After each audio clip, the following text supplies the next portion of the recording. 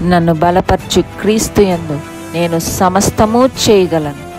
దేవుడు మన పక్షమునుండగా మనకి విరోధి ఎవడు? ఆమేన్, ఆమేన్. కోరుకున్న పట్టణాన్ని ఆయన కావలి కాస్తున్నారు. అంతేకాదు ఆయన ప్రాకారంగా ఉన్నారు. ఆయన అగ్ని జ్వాలల ప్రాకారం, అంటే అగ్ని ప్రాకారమై ఆయన ఉన్నారట. ఆయన మాట పలికిన వెంటనే ఆయన ఏం పలికారో ఆ పనిలో ఆ మాట ఉంటుంది. ఇప్పుడు చూడండి, వెలుగు కలుగును గాక అని పలికారు, భూమి ఫలించమని పలికారు. ఈనాటికి కూడా అది ఫలిస్తూ ఉందా లేదా? భూమి ఫలిస్తుంది. కొంచెం మొక్కగా తీసి కొంచెం ఒక చిన్న గ్లాస్ లో ఆ మట్టి తీసి పెడితే కూడా అక్కడ కూడా ఫలిస్తుంది. ఎలా వస్తుందండి ఆ పవర్? అది ఓన్లీ మనం అనొచ్చు, నేను సింగిల్ గా ఉంటే ఏం చేయట్లేదు, ఏం చేయలేకపోతున్నాను, అందరితో ఉంటే నేను చేయగలుగుతున్నాను అనుకోవచ్చు. భూమి మొత్తం భూమిగా ఉన్నప్పుడు, నేల మట్టి అన్ని భూమితో ఉన్నప్పుడు ఫలిస్తుంది అంటే ఓకే, నేను సింగిల్ గా ఉంటే ఫలించలేను అనుకుంటుంది అనుకోండి మట్టి. కానీ దాన్ని కొంచెం తీసి ఒక గ్లాస్ లో వేసి తీసుకుని రండి, ఒక చిన్న విత్తనం మెంతి గింజ కానీ ఏదైనా పెట్టండి, అది మొలుస్తుందా లేదా?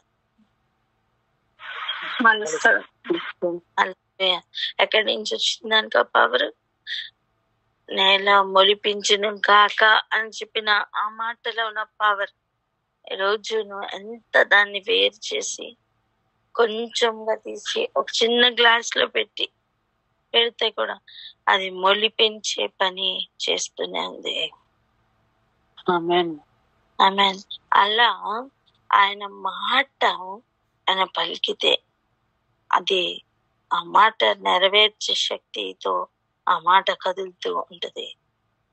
ఆ మాట నెరవేర్చబడ్డానికి కావలసిన పొటెన్షియల్ తో ఒక గర్భిణీ స్త్రీ లాగా ఆ మాట బయలుదేరిపోతుంది. గర్భిణీ స్త్రీ నిండు చూడాలనుకోండి, ఎలా ఉంటుందండి? ఎప్పుడు కంటదో తెలియదు. అలా అన్న మాటకు లోబడిన ఒక వ్యక్తి యొక్క జీవితం అలా ఉంటుంది. ఆ మాట యొక్క ప్రభావమే అంత ఉంటుంది. ఈరోజు క్లెయిమ్ చేసుకుందాం. మొట్టమొదటిగా ఇంకా వాక్యంలోకి వెళ్ళక ముందే క్లెయిమ్ చేసుకుందాం. ఏమనంటే, అయ్యా గ్రంథపు చుట్టలు మా అందరి గురించి ఏమేమి రాయించారు, మా అందరం ఆ చిత్తం నెరవేర్చబడే ఆ ప్రణాళికలో నేను స్వేచ్ఛగా ముందుకు వెళ్ళాలని ప్రార్థించిద్దాం. స్వేచ్ఛగా ముందుకు వెళ్ళడం అనేది ఒక చాలా ఇంపార్టెంట్ పాయింట్ అండి. ప్రార్థించిద్దాం. ప్రార్థన చేయండి ఎవరైనా. స్తోత్రం, స్తోత్రం, స్తోత్రం, స్తోత్రం రాజా. అవును తండ్రి, ఒక విత్తనములో తండ్రి ఫలించు ఆ స్వభావము నాయన మీరు నా తండ్రి నాయన మొలుచును గాక అని పలికిన ఆ దినమైన తండ్రి ప్రతి విత్తనంలో కూడా నా తండ్రి ఆ స్వభావము నా తండ్రి నాయన ఇమిడిపోయింది రాజా. అయా దానిని ఎక్కడ పెట్టినను నా తండ్రి నాయన అది ఫలించక మానదు ప్రభువ తండ్రి. అయినను తండ్రి అది మొలవకుండా ఇవ్వవలసిన ఫలము ఇవ్వకుండా ఆపుతూ ఉన్నటువంటి అనేక పరిస్థితులు ఉన్నప్పటికీ తండ్రి నాయన స్వభావముని విడిచిపెట్టకుండా ఏ విధంగా ఉందో అలాగనే నా తండ్రి మీరు నాయన తండ్రి పిలిచిన పిలుపుకు లోబడి మీరుంచిన ఏర్పాటుకు లోబడి నాయన నిన్ను స్తుతించుటకు నిన్ను ఆరాధించుటకు మీరు చెప్పిన పని చేయుటకు తండ్రి ఎన్ని ప్రతికూల పరిస్థితులు ఎదురవుతున్నను ఫలిస్తున్న ప్రతి జీవితమును మీరు చూస్తున్నారు. ఫలిస్తున్న ప్రతి విత్తనమును మీరు చూస్తున్నారు. ప్రతి ఒక్క విత్తనము తండ్రి స్వేచ్ఛగా మొలుచుటకు కావలసిన వాతావరణమును మీరు సృష్టి ఆ మొదటి దినములలో కలిగించిన అదే విధముగా అయ్యా స్వేచ్ఛగా మొలుచు జీవితములను తండ్రి అయ్యా మీరు కలుగ చేయమని ప్రార్థిస్తున్నా. ఆ స్వేచ్ఛను తీసివేస్తున్న ఏ అబద్ధపు కాడి కూడా తండ్రి ఎవరి జీవితంలో ఉండకుండా కొట్టివేయమని ప్రార్థిస్తున్నాము రాజా. అయ్యా ఇదిగో ఆత్మ కలిగించి స్వాతంత్రము ప్రభువ ప్రతి ఒక్కరూ అనుభవించుట కృప చూపండి. ఆ స్వాతంత్రమును అనుభవించుటకుండా ఆ స్వాతంత్రంతో, ఆ స్వేచ్ఛతో నా తండ్రి నాయన మీరు కోరిన ఫలము ఫలించకుండా ఆపుతున్న ప్రతి కాడి, కనపడకుండా పైన మోపబడిన ప్రతి కాడిని విర్రగొట్టమని యేసునామములో వేడుకుంటున్నాము తండ్రి. అట్టి స్వేచ్ఛని ప్రభువా, అనేకమైన ఇరుకులు, ఇబ్బందుల మధ్యలో నిన్ను మాత్రమే ప్రకటించుటకు, నీకు మాత్రమే సాక్షులుగా నిలబడుటకు ఆనాడు ఆది అపోస్తలులకు కలిగిన అట్టి స్వేచ్ఛ ప్రభువ, బయటికి కనిపిస్తున్న బంధకములన్నీ ఉన్నను ఆత్మ లోపల నా తండ్రి నిన్ను ప్రకటించుటకు వారు పొందుకొనిన ఆ స్వేచ్ఛ, అటువంటి స్వేచ్ఛ నాయన ఇదిగో ఈ కడవరి కాలంలో మల్టీఫోల్డ్ లెవెల్లో ప్రతి ఒక్కరికి కలిగించుమని, నీ చిత్తమును నెరవేర్చు సంఘమై ప్రతి ఒక్కరము ముందుకు సాగుటకు సహాయం దయచేయమని యేసు నామములో ప్రార్థించి పొందుకొని ఉన్నాం తండ్రి. ఆమేన్. ఆమేన్. హల్లెలూయా. రండి ప్రాకారంలో ప్రభు ఎలా చూపిస్తున్నారు కొన్ని విషయాలు చూద్దాం. జకరియా గ్రంథం 3వ అధ్యాయం మొదటి 4 వచనాలు చదువుకుందాం. జకరియా గ్రంథం 3వ అధ్యాయం మొదటి 4 వచనాలు. మరియు యెహోవా దూత ఎదుట ప్రధాన యాజకుడైన యెహోషువ నిలబడటయు, సాతాను ఫిర్యాది అయి అతని కుడి పార్శ్వమున నిలబడటయు అతడు నాకు కనపరచెను. సాతాను, యెహోవా నిన్ను గద్దించును, యెరూషలేమును కోరుకొని యెహోవా నిన్ను గద్దించును, ఇతడు అగ్నిలో నుండి తీసిన కొర్రె వలెనే ఉన్నాడు కదా అని యెహోవా దూత సాతానుతో అనెను. యెహోషువ మలిన వస్త్రములు ధరించిన వాడే దూత సముఖములో నిలబడి ఉండగా. నాన్న 2వ అధ్యాయం 4 వచనాలు చదువుదాం. జకరియా గ్రంథం 2వ అధ్యాయం మొదటి 4 వచనాలు. మరియు నేను తేరి చూడగా కొలనోళ్ళు చేత పట్టుకున్న ఒకడు నాకు కనపడెను. నీవెక్కడికి పోవచ్చున్నావు అని నేను అతన్ని అడగగా అతడు యెరూషలేము యొక్క వెడల్పును పొడవును ఎంతైనదని కొలిచి చూడబోచున్నాను నేను. అంతటా నాతో మాట్లాడుచున్న దూత బయలుదేరగా మరి ఒక దూత అతన్ని ఎదుర్కొని వచ్చెను. రెండవ దూత పరిగెత్తిపోయి యెరూషలేములో మనుషులను పశువులను విస్తారమైనందున అది ప్రాకారం లేని మైదానంగా నుండి ఈ యెవనికి తెలియజేయమని మొదటి దూతకు ఆజ్ఞ ఇచ్చెను. హల్లెలూయా. ఇక్కడ ఒక విషయాన్ని మనం చూస్తున్నాం. ఇద్దరు దూతల్ని మనం చూస్తున్నాం. ఒక దూత కొలత వేయడానికి బయలుదేరుతుంటే ఇంకొక దూత పరిగెత్తుకుని వచ్చి యెరూషలేములో మనుషులను పశువులను విస్తారమైనదని అది ప్రాకారం లేని మైదానంగా ఉండునని ఈ అవనికి తెలియచేయమని మొదట దూతకు ఆజ్ఞ ఇచ్చెను. ఒక దూత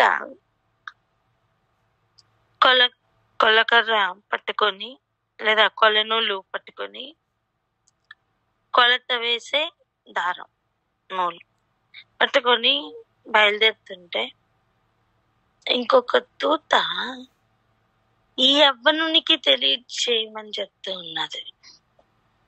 ఇప్పుడు చూడండి, అనేక కార్యాలు ప్రభు చేసుకుంటూ వెళ్ళిపోయారండి. కానీ కొన్ని విషయాలు మానవులకి తెలియాలని ప్రభు తన దూతల్ని పంపిస్తున్నారు. ఈ రోజుకి కూడా ఒక్కొక్కరి మీద ఉన్న ప్రణాళికలు ఆయన ముందుగా తెలియజేయాల్సిన అవసరం ఏంటండి? ఇక్కడ ఎలాగైతే ఈ దూత ఈ యవ్వనునికి ఇంకా చెప్పు, ఇంకా ఇవన్నీ చెప్పు అని చెప్తున్నారో అలాగనే ప్రతి ఒక్కరి జీవితంలో ప్రభు బయలుపరచడానికి ఆయన ఇష్టపడుతున్నారు.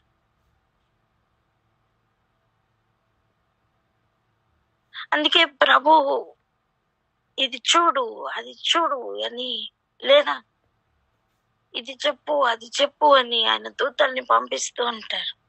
నీకు ఇది చూడు అని ప్రేరేపిస్తూ ఉంటారు. విషయం ఏంటి తెలుసా? అది చూసే కన్నులు కావాలి. ఈ దూత ఆ దూతతో మాట్లాడుతున్నారండి. వాళ్ళిద్దరూ కూడా సమ్మతించారు ఇక్కడ విషయం ఏంటో చెప్పడం కోసం.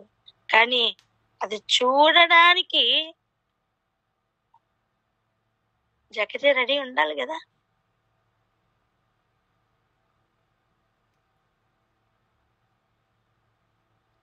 ఆయా కాలంలోనే ఈ కాలంను బట్టి ప్రభు పలికిన మాటలు ఇవన్నీ ఎలైన్ అవుతున్నాయి. ఆయన బిడ్డలు ఆయనతో ఎలైన్ అవ్వట్లేదు అంటున్నా నేను.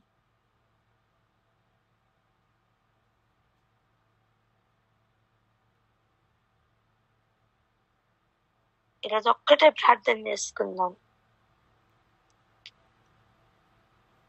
ప్రభా, మీరు ఏమేమి చూపించాలి అనుకుంటున్నారో, నాకు ఎస్పెషల్లీ నాకు నేర్పించాలనుకుంటున్నారో దానిని మీరు అనేక కోణములుగా గ్రహింపు తీసుకుని రావడానికి మీరు మీ దూతల్ని పంపుతున్నారు, మాట్లాడుతున్నారు. మేము మా ఆలోచనలో వెళ్ళిపోతున్నాం. కానీ ఈరోజు ఆ పరిస్థితుల్లో మార్పులు రావాలి.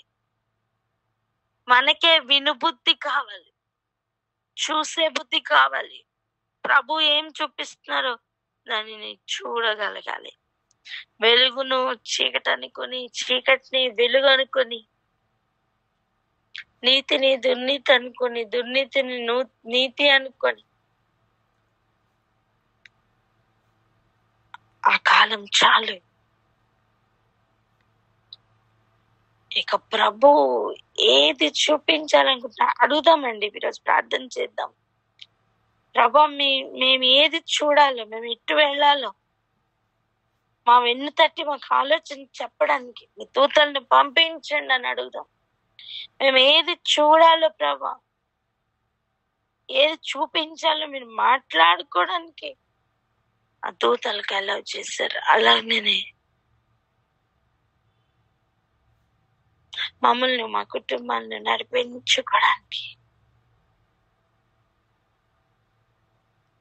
మీ దూతల్ని పంపించి బయలుపరచమని అడుగుదామా. ప్రతి ఒక్కరు కూడా ప్రార్థనలో ఏకీభవిద్దాం. దయచేసి కాన్ఫరెన్స్ నిమిత్తం ఈరోజు ప్రార్థనలు చేద్దాం. ముఖ్యంగా ఏదైతే ప్రభు చూపించాలనుకొని అక్కడ దూతలు మాట్లాడుకుంటూ జకర్యాకి చూపించారో అదే రీతిగా వచ్చిన ప్రతి ఒక్కరు కూడా ఆయన ఉద్దేశములు చూడగలగాల, ఆయన ప్రేమను చూడగలగాల, ఆయన దయాళుడని రుచి చూడగలగాల, ప్రతి ఏరియాలను రుచి చూడగలగాల. ప్రార్థన చేసుకుందాం. ఈరోజు ఎక్కువగా కాన్ఫరెన్స్ నిమిత్తం ప్రార్థన చేద్దాం. Hallelujah. Thank you Jesus. Thank you lord.